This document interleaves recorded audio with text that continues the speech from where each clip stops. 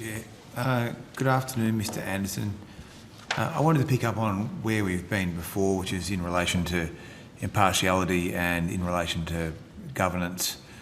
Thank you for your extensive answers on the notice paper. They're very useful, so thank you for that. I might start with social media. So when ABC journalists are tweeting about their work at the ABC on their personal Twitter accounts, what is the legal line between what the ABC will stand behind and what it won't? So there's a really clear definition that we have, and that is that publishing material, whether it be television, whether that be radio, whether that be online, and by that I mean our official ABC platforms online. So we can have an official platform that is an ABC platform on social.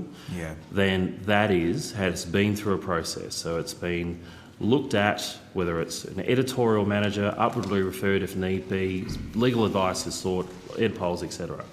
When it is someone's personal social media account, that process is not applied to everyone's personal social media account. But the code of conduct applies, doesn't it? That's it. So we editorially are responsible for what we do on our own official platforms. We are not editorially responsible for what our staff do on their personal social media.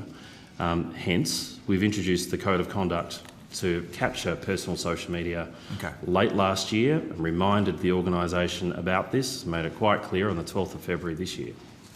Okay, so the code of conduct applies for ABC journalists who are tweeting about their work at the ABC? Yes. Yes, on their personal accounts. On their personal social media accounts. Yeah, okay.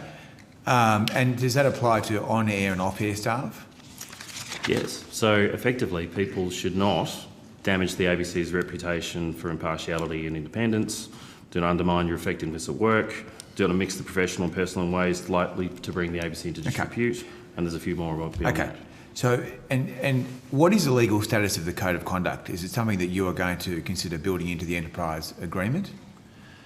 So the code of conduct, don't have to build that into the enterprise agreement. The enterprise agreement deals with a section of the organisation, but not all of the organisation. Right. The code of conduct does apply to the whole of the organisation, because within that there's standards of behaviour that we expect that goes beyond. If you read down our code of conduct, I have a copy here for you that goes into the way we expect people to behave. And that could result in termination.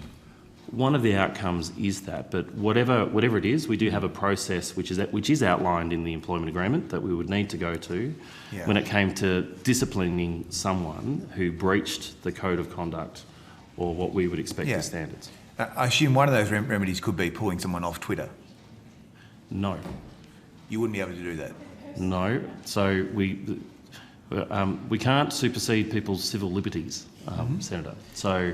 And people don't park all of their civil liberties at the door on the way through as they come into the ABC. But what we do have is a code of conduct that expects a certain behaviour for these people on what is their personal social media. Well, I understand that, Mr Anderson, but the point I'm making is if I'm an ABC journalist and I self-identify as an ABC journalist on my public Twitter profile, and I'm covered by the code of conduct, then surely one of the remedies you may have to consider as you roll out this code is to take people off Twitter if they are engaging in conduct which is against the code of conduct. So, on a case-by-case basis, we would deal with any breach that we thought might be a breach with regard to the code of conduct. We would investigate that. I think that there isn't an outcome here that is pulling someone off Twitter. That is their own personal choice for which I cannot enforce. We do put guidelines out. That would be ridiculous. Senator Bragg, please don't overtalk the witness. What we do have is guidelines when it comes to use of personal social media for work purposes. So I can supply those guidelines to you on notice, Senator. It might help answer some of your questions with regard to when people are using their personal social media account and whether they should or should not be identifying themselves as working for the ABC. Well, okay. Well, now let's go to this case you've got at the moment with this the legal staff of Mr Maury. So last time you were here, we discussed his tweets about the Prime Minister being fascist and whatnot. So what is the update on that case? Senator, so look, Mr. Maury's tweet, that's all right, was I consider to be, we did an investigation on that. Yeah. We followed the process. We got to the end of that process and Mr. Maury resigned, so he no longer works for the ABC. He resigned? Yep. Okay, and this is effectively the first case under the Code of Conduct, isn't it? It was certainly, I'm not actually sure if it was the first, Senator, actually, but okay. There has been occasions now certainly with sending out the Code of Conduct from the 12th of February, since that time, where we have performed investigations on people's behaviour and their personal use of social media. Yeah. As I said, we followed a process, we got to the end of that process, and Mr. Maury resigned. Look, I will add that, Mr. Maury was certainly remorseful about his activity on social media about that, had an otherwise clean, unblemished record with the ABC, took the decision to resign at the end of that process. Okay.